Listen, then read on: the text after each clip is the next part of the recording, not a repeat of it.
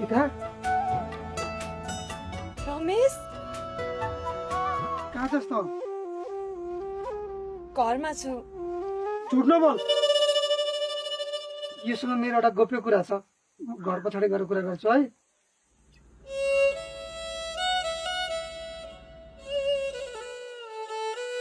अब भन, कहाँ छस् त? भने त घरमै छु। बरु त चाहिँ कहिले फर्किस्? मेरो कुरा छोड, मैले तेरो घरमा फोन गरेको थिएँ। तेरो ससुराले के भने थाहा छ? के भन्नुभयो? त त्यो घर र उनीहरूसँग नाता तोडेर हिँडिसकिस् रे। अब आइन्दा फोन नगर भन्नुभयो। आमाले पनि थाहा पाउनु भयो यो कुरा? थाहा पाइन् भने के हुन्छ होला तिनको हालत सोचेकी छस्? घाँटीमा दबाएर राखेको थिएँ काकीसँग यो कुरा। मुटु बत्ती पोलिरहेको थियो। म तेरै घर जानेवाला थिएँ, धन्न तैँले फोन गरिस्।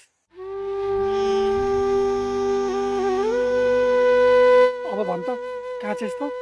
के गरिरहेको छस्? म जहाँ छु खुसी छु। जे गर्दैछु आफ्नो लागि गर्दैछु।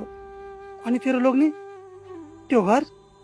म पर्सि शुक्रबार बस्ने गरी आउँछु अनि सबै कुरा तँलाई एक एक गरी भन्छु, हुन्छ? साँच्ची आउँछस् नि? आउँछु के ढुक्क हो। बरु भन्न, त यत्रो समय कहाँ गएर आइस? फेरि फर्किन्छस् कि फर्किन्नस्? पर्सि आइज, पर्सि नै भन्छु म पनि तँलाई सबै कुरा। ल ल, हामी भेटेर धेरै कुरा गर्नुपर्छ है। हुन्छ, सकिएन तेरो गोपी कुरा? सकियो लिनु कुरा गर्नु। नानी सन्चै छ तँलाई? एकदमै खुसी छु। मेरो केही चिन्ता लिनु पर्दैन आमा। अब त रमेश पनि आएछ, तपाईँलाई साथी हुने भएको थियो। मलाई त कस्तो त्योसँग भेट्न मन लागिसक्यो।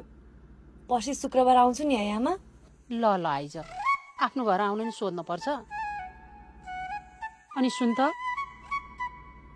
तेरो सासू ससुरा ज्वाइँ साहबलाई कस्तो छ? सन्चै हुनुहुन्छ सबै?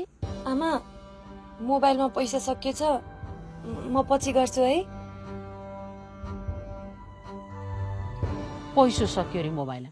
अब यत्रो बेर गरेपछि त सकिहाल्छ नि। बरु मलाई त फेरि भोक लाग्यो। अब गएर टन्न ढेडेर गुन्द्रुक खाने हो। लिन जाउँ हिँड्नु। ल हिँड त हिँड।